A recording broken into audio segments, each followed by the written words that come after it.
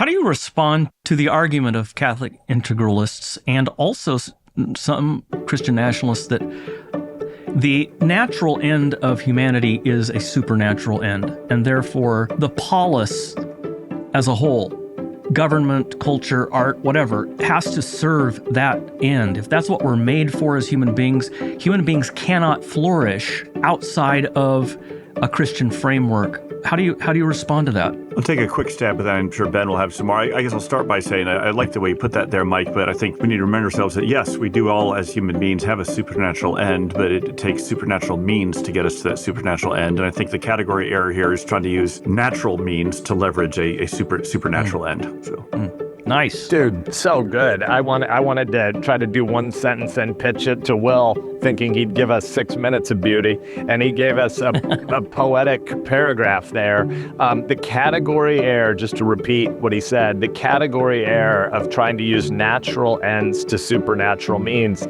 is a way of denying our finitude and our mortality and the fact that we live, Augustinian, in the already but not yet.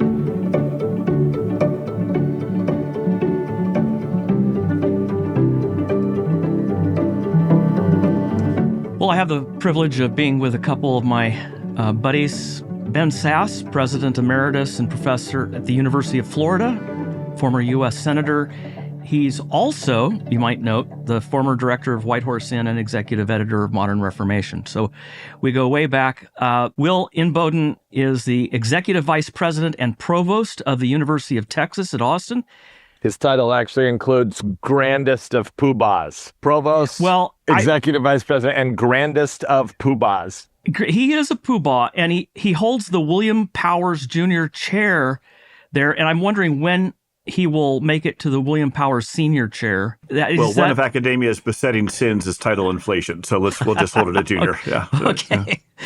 Yeah. With joint appointments in the Department of History and the School of Civic Leadership, he previously served as Senior Director for Strategic Planning at the National Security Council at the White House, at the Department of State as a member of policy planning staff and a special advisor in the Office of International Religious Freedom.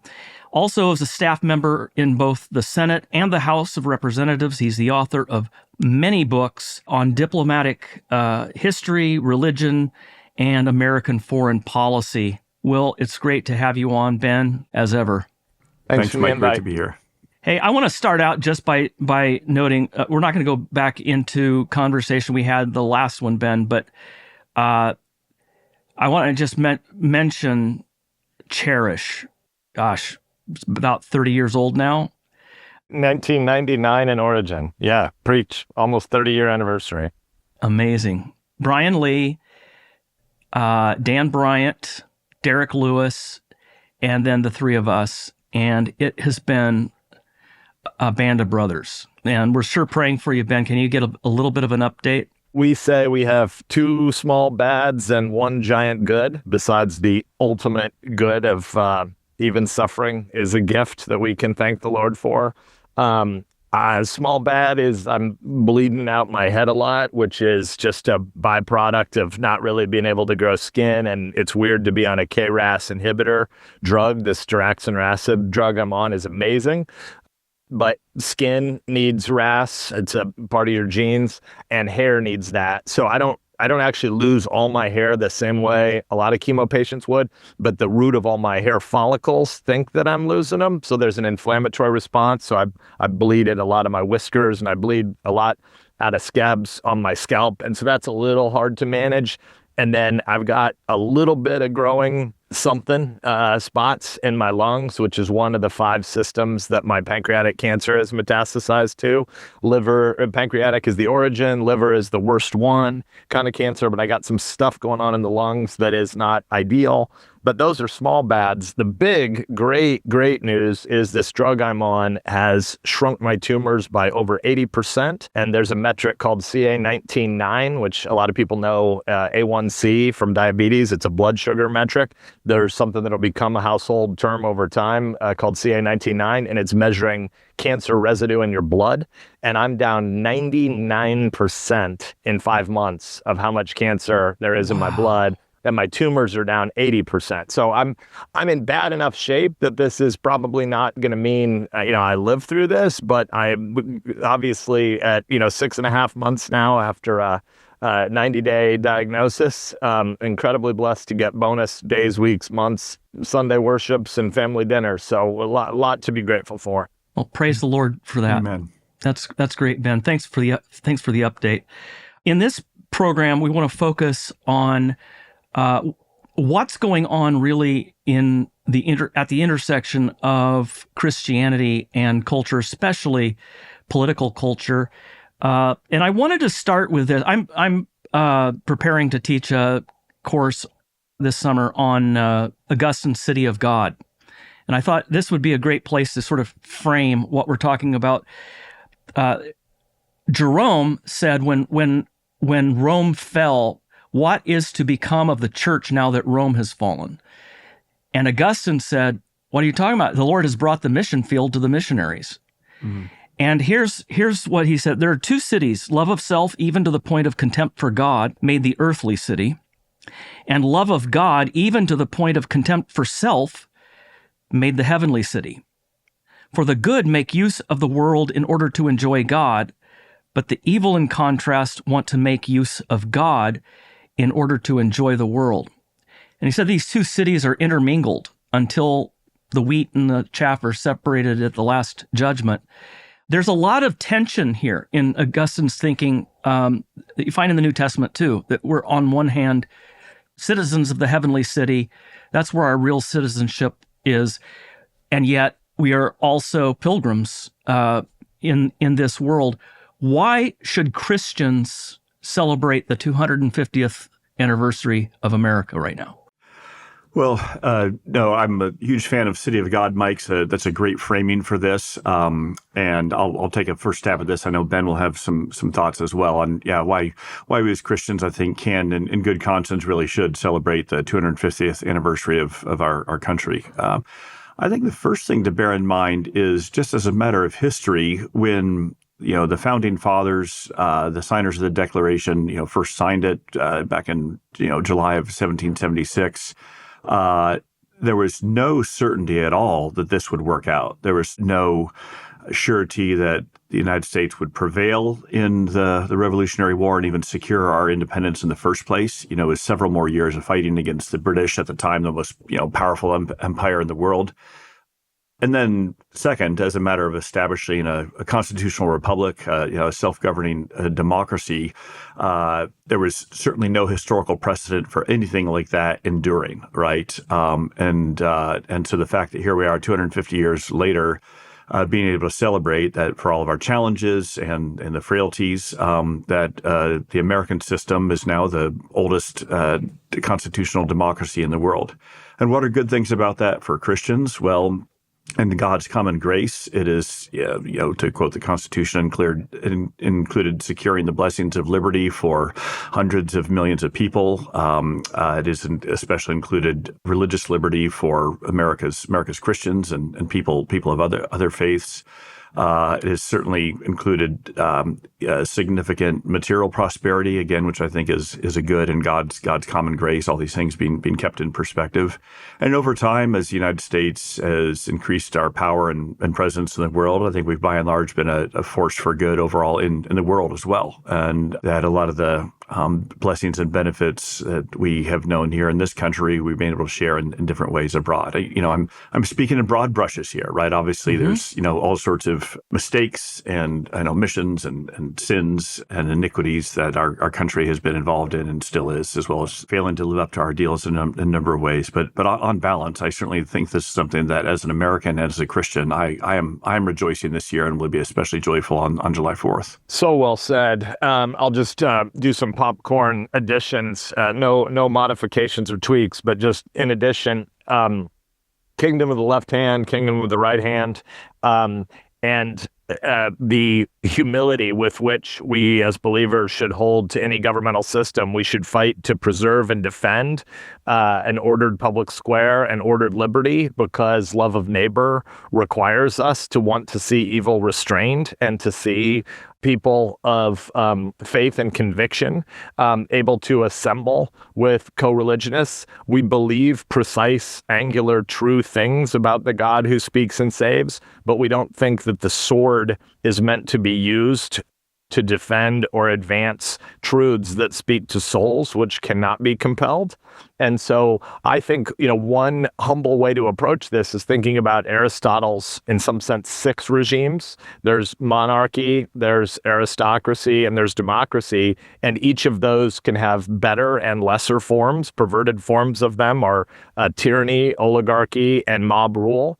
And you think about how you want to resist perversions of all those forms. And so I think we want to be very humble about our political philosophy, because when we go to revealed scripture, God hasn't given the believer a lot of precise direction about what regime we're supposed to build. Nonetheless, I think as a matter of common grace, we can look at our mixed system and be unbelievably grateful. When I was in public life, I would regularly say, I think that the Constitution, so the Declaration that we're celebrating the 250th, is glorious, to be sure, but we wouldn't be talking about it in any way today if we didn't have the miracle of Philadelphia, miracle in scare quotes, but the miracle of Philadelphia 11 years later in the summer of 1787. And so I would regularly engage with Nebraskans and others about the fact that I think the Constitution is the greatest political document in the history of the world, but I'd want to really quickly throw a subscript asterisk on the word political document. Political documents are not the most important documents we have, but of political documents, it's pretty great to have a Constitution, which works very, very well with Christian anthropology about people who should be under government that restrains evil, but not having souls that are trying to be compelled. So there's a lot in the First Amendment, for instance, I'll stop here, but that we could be talking about in some detail, because freedom of speech, assembly, religion/worship is so integral to living a life well and to trying to evangelize our neighbors. So as long as Christians realize and remind even non-Christians that the state isn't sacred, that the Constitution isn't sacred, it's not part of the city of God, it can be embraced and celebrated as a gift of God's common grace. Amen. Yeah, absolutely. And Michael, just give a foot stomp to one of the points Ben made and elaborate on a little bit about the Constitution and the Declaration. I think they're best read together, right? Obviously, the Constitution is the institutionalization of a lot of the ideals and principles in the Declaration, but I think they are really most consonant with a Christian anthropology, both in the positive sense of every human being being a divine image bearer, right? Created in God's image, with, capabilities for flourishing, for meaningful life here on earth, with the rights and the freedoms that go along with that.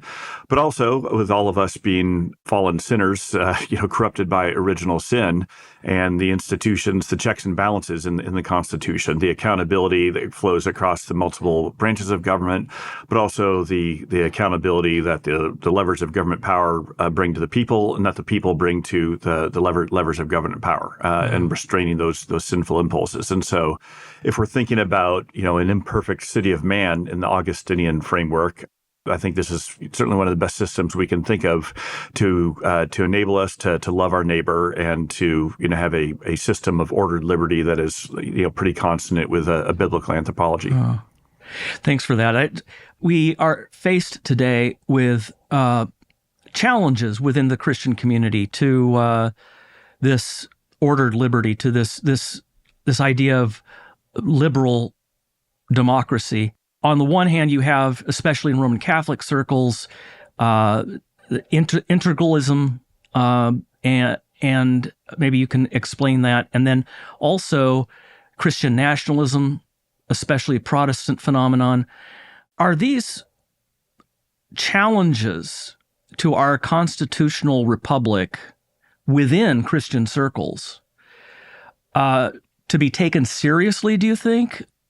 And do you think that they are precisely a kind of confusion of the penultimate with the ultimate, the secular with the sacred, looking for the shining city on a hill here and now in the state. Ben, I'll let you take that one first.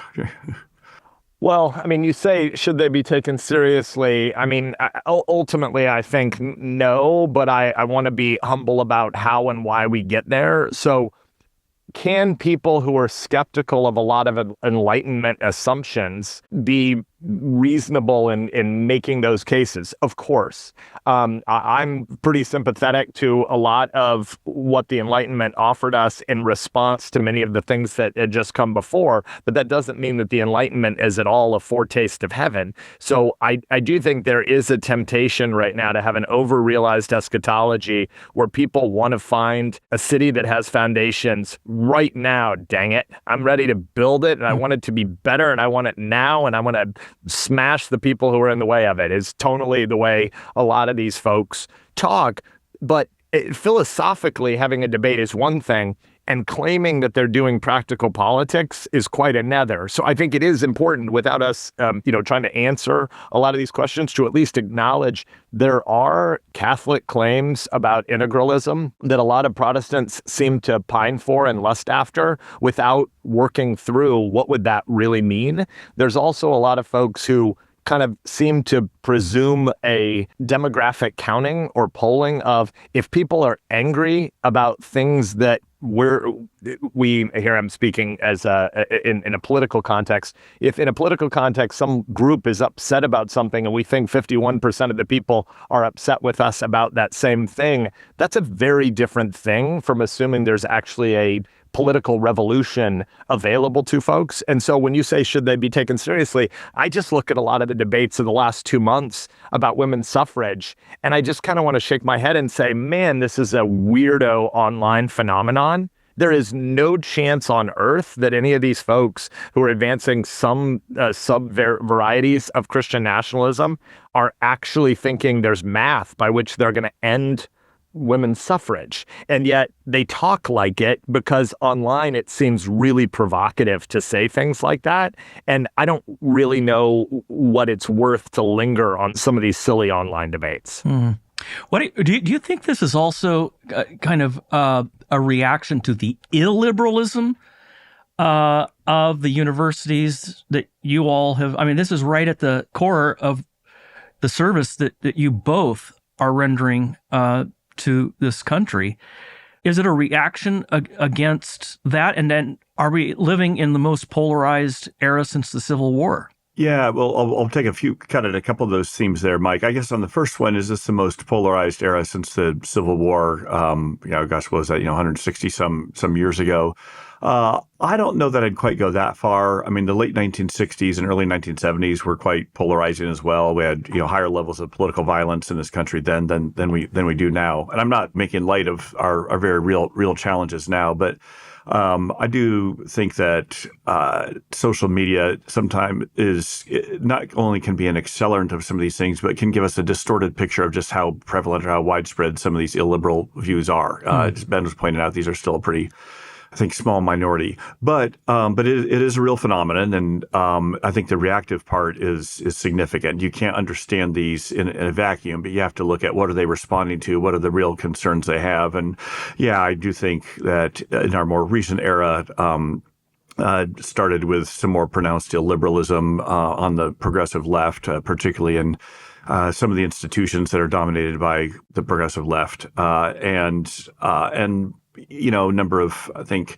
well-intentioned Americans, Catholic, Protestant, others decided that because of these illiberalism, it's a tongue twister on the left, that we need to react with similar coercive tools. And I know these can go by different names and have different particularities, whether it's Catholic integralism or post-liberalism or Christian nationalism. But, the common denominator is efforts to use the coercive power of the state or the coercive power of other institutions for realms that would have previously, in a liberal order, be left to individual human conscience and to the rights of different communities and free association. And I do think that that's something that Augustinian Christians, which I think all three of us would certainly identify, should resist. Partly in principle, right? Because I do think it violates some of the biblical principles about having more of a distinction between the coercive elements of the state and human conscience.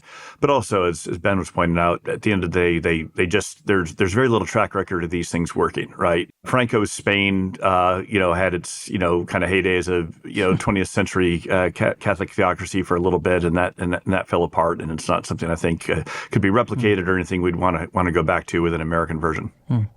How do you respond to the argument of Catholic integralists and also some Christian nationalists that the natural end of humanity is a supernatural end, and therefore the polis as a whole, government, culture, art, whatever, has to serve that end? If that's what we're made for as human beings cannot flourish outside of a Christian framework. How do you respond to that? I'll take a quick stab at that. I'm sure Ben will have some more. I guess I'll start by saying I like the way you put that there, Mike, but I think we need to remind ourselves that, yes, we do all as human beings have a supernatural end, but it takes supernatural means to get us to that supernatural end. And I think the category error here is trying to use natural means to leverage a supernatural end. So.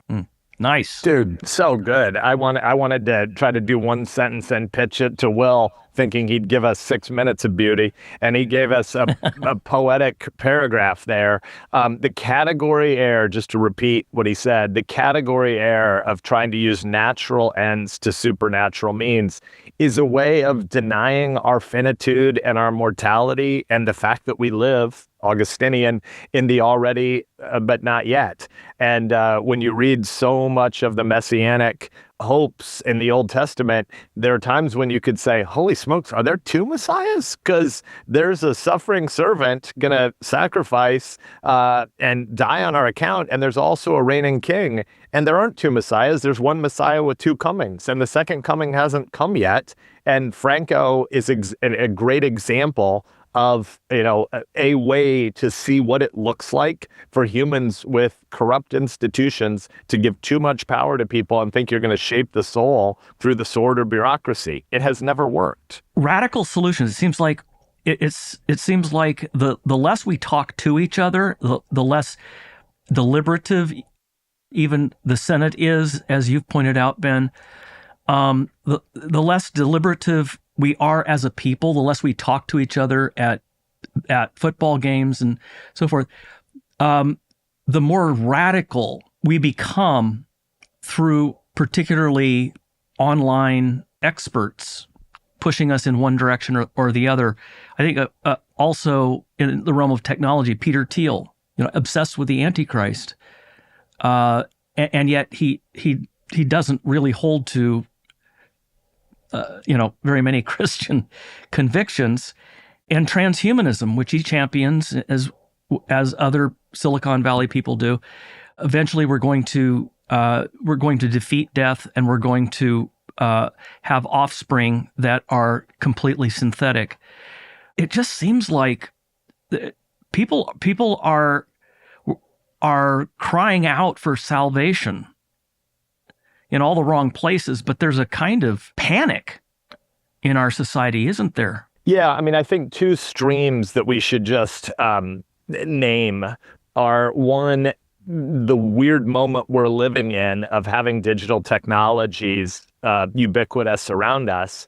And usually historians' jobs are to be boring at parties and say there's far more continuity than discontinuity in this moment. There's far more of the same and very little change. We are living through a period of extraordinary change. 30 years ago, 300 years ago, 3,000 years ago, people didn't really have the ability to allow your consciousness to be tempted to leave the dinner table you're at. And now we're sort of more tempted to be away from the spot where our body is than to actually be fully present there.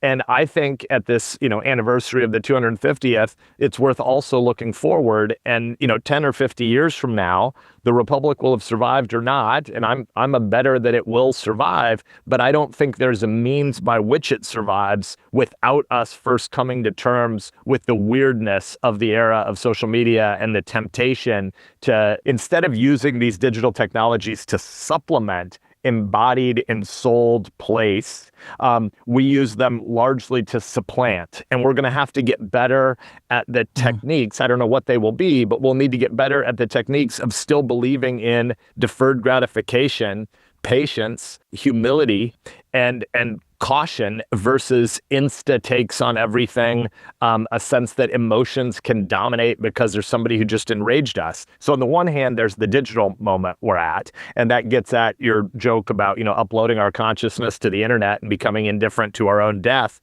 That's never really going to happen, right? I mean, humans are aware of our mortality, and we need God to solve it, or we're in denial about it. But there isn't some digital technological way that we become indifferent to the decay and decline of our own bodies. And so I think that's one of the contexts for this conversation. I have more to say, but that was longer than I meant. So let me toss the ball to... If our options are give up or give in, is the third option, especially for an Augustinian Christian, to reckon with not only the finitude but the sinfulness of humanity, and say, with Winston Churchill, democracy is a horrible form of government except for all the other forms of government. That's a kind of Augustinian way to look at things, right? Do you think we actually become better patriots by saying we can live with this? This is, as the earthly city goes, this sinful earthly city is at least tolerable for Christians. And if we didn't have a liberal democratic order, what else? And what kind of toleration would people have to not be Christians, to come freely to Christ rather than be coerced by the state? Give us a riff here on that third option, not giving up, not giving in, but accepting the common grace along with the total depravity.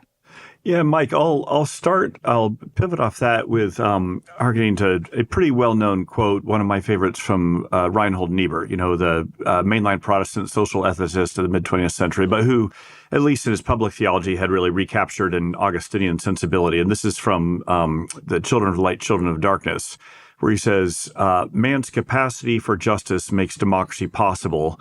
Man's inclination to injustice makes democracy necessary. And so I think that right there captures both the possibilities of, democratic pluralism, self-government, because being, again, as I was mentioning earlier, being image bearers, being created in the divine image, we can build these meaningful political communities.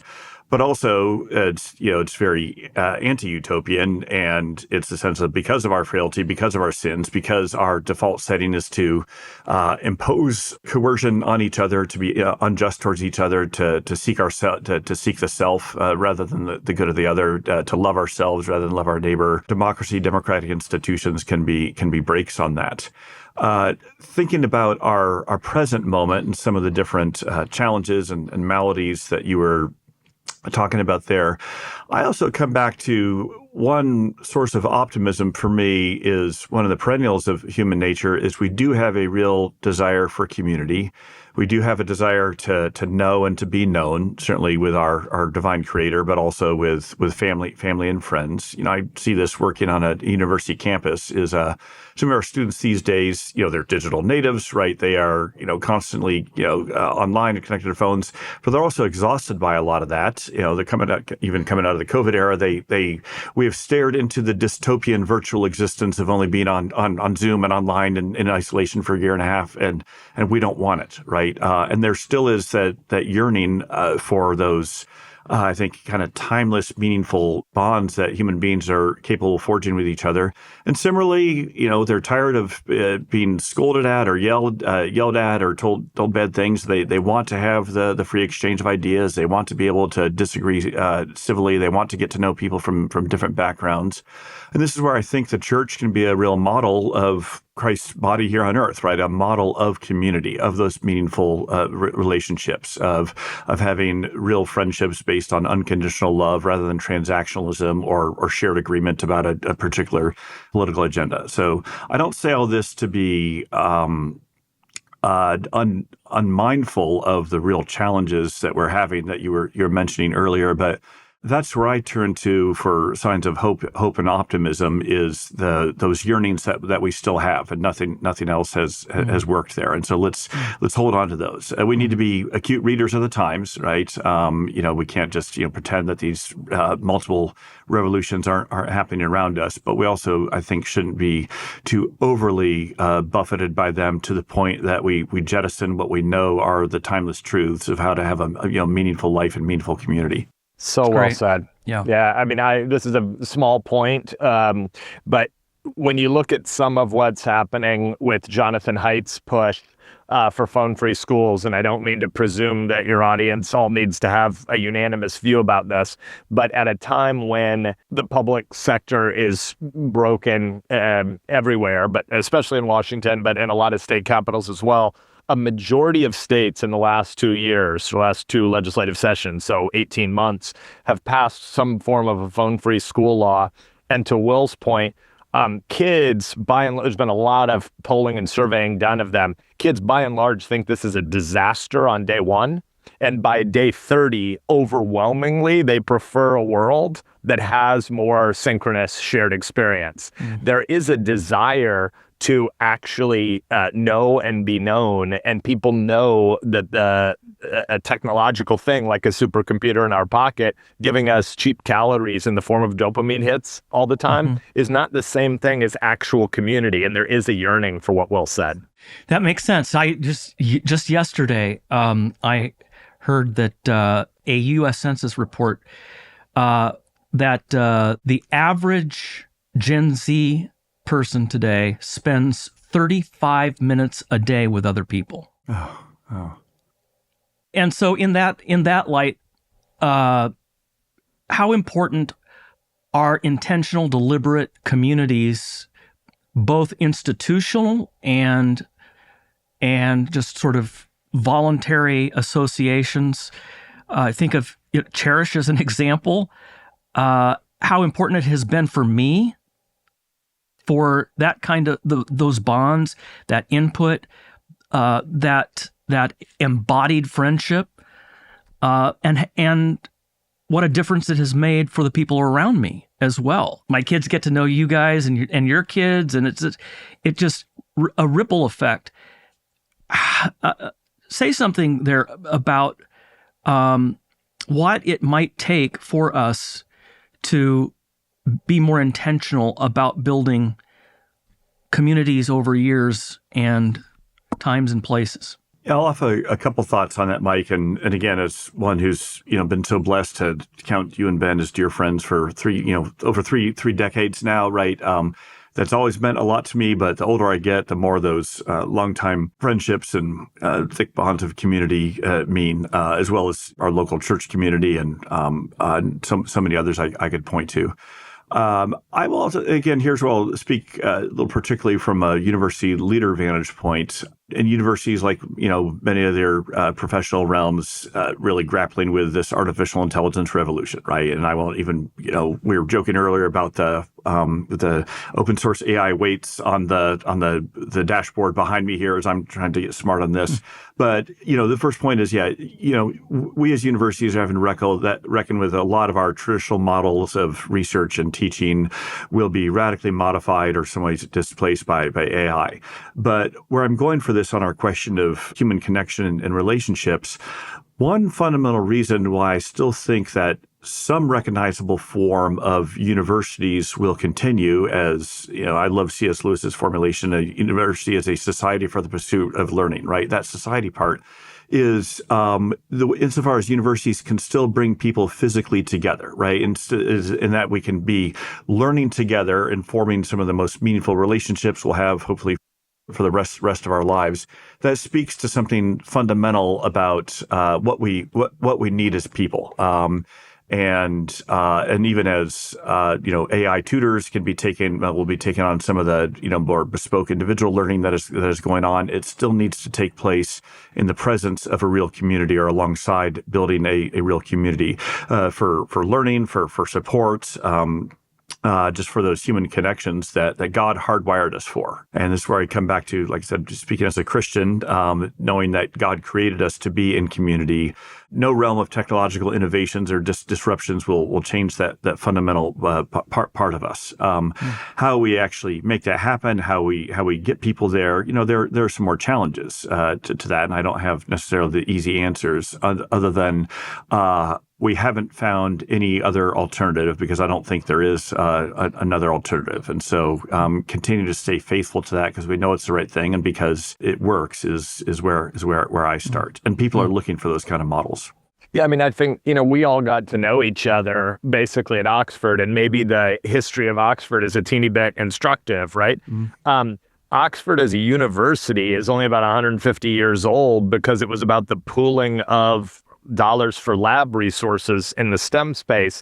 But Oxford as a series of communities, Balliol College, New College, Trinity College, et cetera, these are places that people would go up to, in an Aristotelian sense, retreat from the demands of output and production now, and to reflect and deliberate with other people who, in a pre-Gutenberg moment, had books. Maybe you had enough money that you could afford leisure, but you didn't still have enough money to afford books in a pre-Gutenberg era. So people went up to Oxford, where the lecture as we know it basically comes from a professor who owned a book and you didn't. And he would read the book aloud and then comment on it, which was a gloss that became the notes you would take as he would read a book and then interrupt himself to explain what he thought the book was saying here, or tensions we're going to get to in chapter 6. And after the Gutenberg Revolution, Oxford's colleges didn't cease to exist because the community still mattered, which is another way of saying the distinction between a school and a library is also relevant to us today, when all the data of the world is almost already at everybody's fingertips and is soon actually going to be at everybody's fingertips. That means there's ubiquitous data. There's a lot of information. There is library everywhere, but that's still not the same as a school. I think we many times overvalue school, but in this case, we should recognize the gift that it is to have school as a community of folks that get to gather around texts, ideas, debates, and maybe have accountability, assessment, credentials, but especially have a community that's trying to learn together. And it's the little platoons that define who we are as people. That's that thick web of relationship. Ben, since your diagnosis, you've been everywhere. You've been on all sorts of national talk shows and interviews, and have been a really great witness for the gospel. What sustains you most during all of this, is it, as you think about the crisis and the Lord in the midst of it with you? Well, thanks, brother. And first, I'll push back on the premise. When you said I've been everywhere, I'm reminded of the line when Luther was asked, what's going on in the Reformation? You're working hard and you're toiling and you're blah, blah, blah. And he goes, I don't know what you're talking about. Melanchthon and I have just been drinking beer in the garden. I've pretty much just been sleeping. I nap so many hours every day. I'm so embarrassed. I only do one interview about every week and a half. So I'm grateful to God that some of the stuff that the three of us believe in common that I've been able to give a poor man's accounting of have gone a little bit viral, but I'm not doing very much. But I have been unbelievably blessed by a lot of rereading of Ecclesiastes. And it's not just the 7 months or 6.5 months since my diagnosis. We've been reading Ecclesiastes aloud at our house a lot the last 3 years or so. But I came across David Gibson's book, Living Life Backwards. And I think on at least two dimensions, it's so brilliant. There's a reading of Ecclesiastes, which I think is wrong, that assumes Solomon is schizophrenic. And the beginning and the end of the book are one thing, and the middle is a different thing. And when he says vanity of vanities and a whirlwind and a chasing, we sometimes hear that as meaningless. And I think Pastor Gibson does a great job of saying, no. The Hebrew word there is something much closer to a breath. And therefore, it's the transient nature of a lot of the gifts we receive that we can't bottle up. We can't bank them. We can't put them in our storehouse. And Ben is functionally a wicked deist a lot of the time. And of course, God and creator and kind and this and all powerful. But I'd still really like to trust in Ben, not in God. And if I could bank these gifts, that'd be great. And the breath is a way of saying, what are you talking about, you fool? You've been swimming and you come up out of the water and you get this gift of a breath. Be grateful for the gift of breath, but you don't get to bank that breath. And 60 days, 60 months, 60 years from now, you can still live off that old breath. God sustains us. And in him, we get to live and move and have our being. And so I'm incredibly grateful for that book and that commentary on Ecclesiastes. Also, he's been powerful. His kind of exegesis has been powerful in that he's regularly said to the reader, do you distinguish between God's communicable and incommunicable attributes as you think about all the sin that you have to confess? Because he then posits, I think a lot of the time, believers, we confess the sins where we fall short of God's communicable attributes. God is patient and long-suffering, and therefore I, who's been redeemed, the indicative, now the imperative, I should be patient and long-suffering, and I fall short. That's true. That's a core part of all of our sin. But in addition, there's a kind of meta sin that's more foundational in a way to my Adamic idolatries, which is to try to take God's incommunicable attributes and pull them to myself. Ben should be omniscient and omnipotent and eternal. No, I'm meant to be finite and dependent on the Lord's goodness to us, his little children who get to call him Daddy. What a great note to end on, Ben. Thank you and Will for taking the time to be with us.